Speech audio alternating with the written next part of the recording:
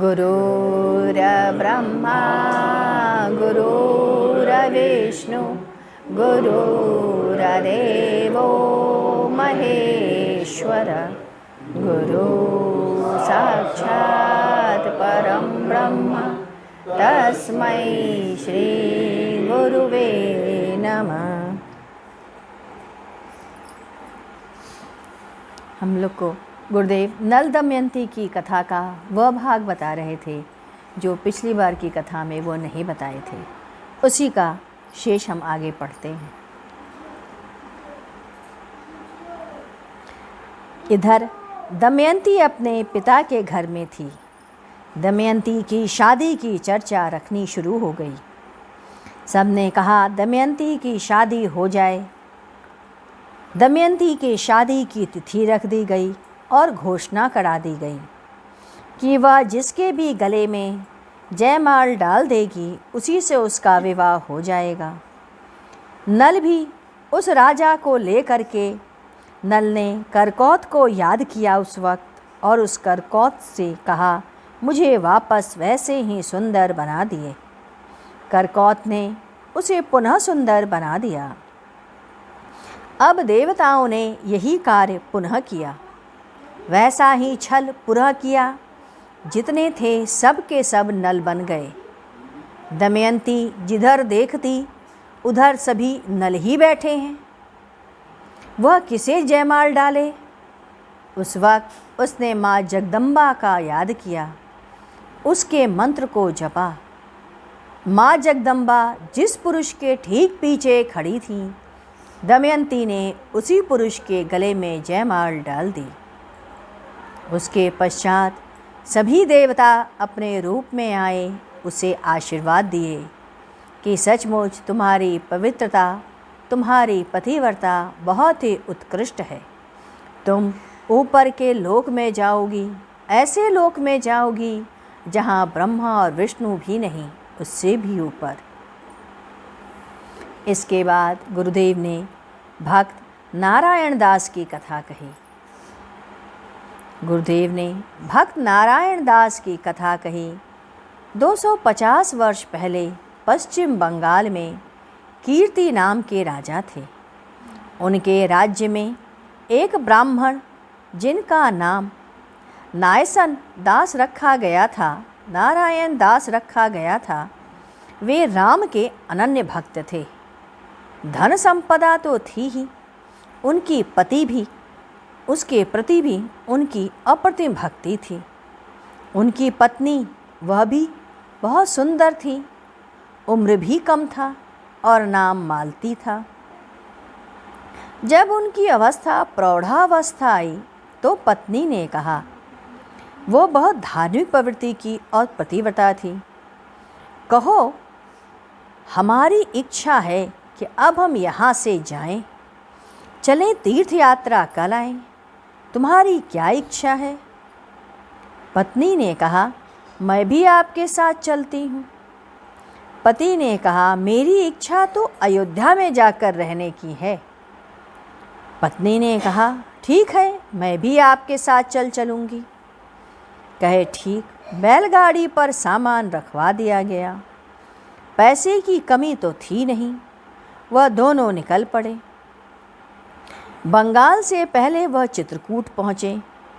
वहाँ की मनोहरता, सौम्यता देखकर वहाँ रुक गए। वहाँ पर कुछ दिन रहे, फिर वहाँ से अयोध्या के लिए चल पड़े। रास्ते में सोचा, भगवान राम ने वन में पैदल यात्रा की होगी और हम लोग तो गाड़ी पर बैठकर चल रहे हैं। उन्होंने बैलगाड़ी से उतर गए और पैदल ही चल पड़े। जंगल के रास्ते वे चले जा रहे थे। आदिवासी लोग मिले, पूछे कहाँ जा रहे हो? नारायण दास ने कहा, अयोध्या जा रहा हूँ। उन सभी ने कहा, चलो हम पहुँचा देते हैं। अब उन लोगों की नज़र उनके पास पड़ी हुई पोटली पर पड़ी, जिस पे गहने और पैसे पड़े थे। कुछ दूर जाने के बाद उन्होंने कहा, तुम्हारे पास जो कुछ भी है वह हमें दे दो। अन्यथा सही नहीं होगा। इधर नारायण दास ने सब दे दिया। फिर उन सबों ने नारायण दास को एक गड्ढे में ढकेल दिया और पत्थर से मारा और उसमें डाल दिया। पत्नी मालती क्या करती? उसकी निगाह पत्नी पर थी। उसने सोचा इसे ले चलें। मालती ने भगवान राम से प्रार्थना की और गुहार लगाई, हे प्रभु, आपके दर्शन के लिए ही हम आए थे। वो पति को मार रहे हैं। अब मेरी लाज तेरे ही हाथ में है। मैं दूसरे पुरुषों के द्वारा छीनी जाऊं, स्पर्श की जाऊं, इससे तो अच्छा है कि प्रभु आप मुझे मौत दे दें, अन्यथा मेरी रक्षा करें।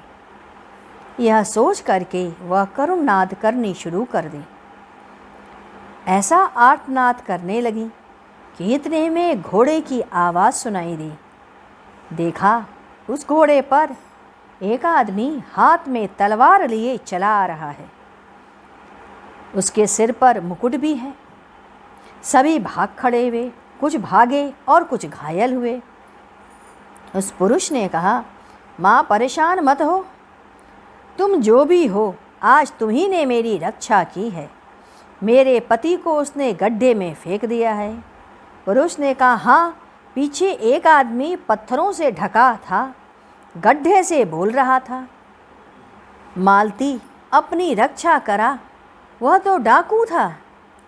पुरुष ने मालती का स्पर्श नहीं किया और उसके शरीर में ताकत आ गई। दोनों ने नारायण दास को उस गड्ढे से बाहर निकाला।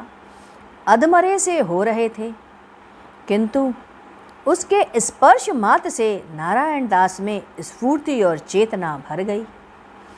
आंखें खोलकर उसने देखा तो पीतांबरधारी भगवान राम खड़े हैं, साक्षात खड़े हैं। उन्होंने अपनी पत्नी से कहा, देख मालती, परमेश्वर राम सामने खड़े हैं। सभी ने उन्हें साष्टांग प्रणाम किया। भगवान राम ने कहा, जब तुमने मुझे पहचान ही लिया तो अब असली स्वरूप में देख लो। कहा, मरने के बाद तुम लोग हमारे साकेत लोक में ही आओगे। भगवत कीर्तन और भजन करते हुए उन्होंने शेष जीवन व्यतीत किया। इसके बाद 1 जून सन 1994, आज सायंकाल हम लोग ऑफिस से जल्दी ही घर आ गए। गर्मी बहुत ज़्यादा थी, बिजली भी नहीं थी। शरीर बहुत ही थका हुआ लग रहा था। गुरुदेव ने कहा, देखो, अध्यात्म का पहला दरवाज़ा ही है पवित्रता। पवित्रता कैसी हो? मन, वचन, क्रिया और वाणी से शुद्ध होना चाहिए। वचन की पवित्रता का अर्थ है, जैसे मैंने 7 वचन दिया और उस 7 वचनों की पवित्रता होती है। मैं खाना खाता हूँ या मैं वाणी से कह रहा हूँ तो वाणी में पवित्रता होनी चाहिए। क्रिया में असत्यता नहीं होनी चाहिए। असत्य जीवन ना जियो। दूसरों की संपत्ति आपने यदि प्रयोग में लिया है, भले ही वह वस्तु आपने उसे दे दी हो, उसके निमित्त निकाल दी हो, यदि आप स्वयं प्रयोग में ले रहे हैं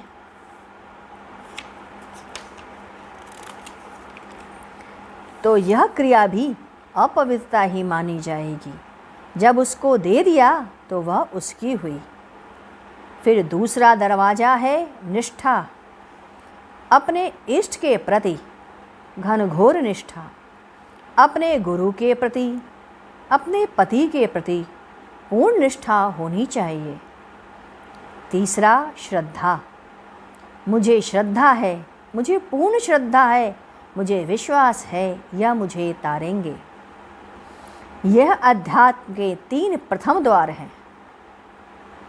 अध्यात्म के महाकोश हैं।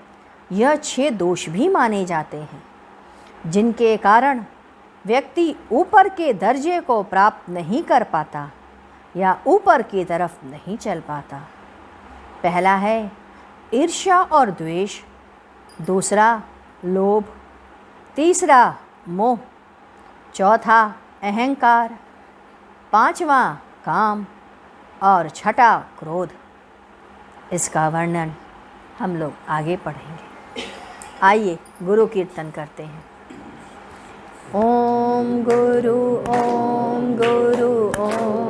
गुरुदेव, जय गुरु गुरुदेव। ओम गुरु गुरुदेव, जय गुरु गुरुदेव। ओम गुरु गुरुदेव, जय गुरु गुरुदेव। ओम गुरु गुरुदेव, जय गुरु गुरुदेव। ओम गुरु गुरुदेव, जय गुरु गुरुदेव। ओम गुरु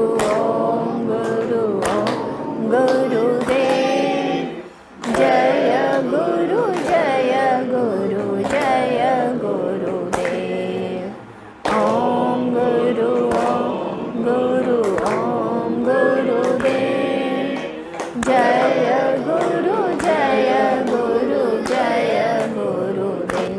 ओम गुरु गुरुदेव, जय गुरु गुरुदेव। ओम गुरु गुरुदेव, जय गुरु गुरुदेव। बोलिए सद्गुरुदेव की जय।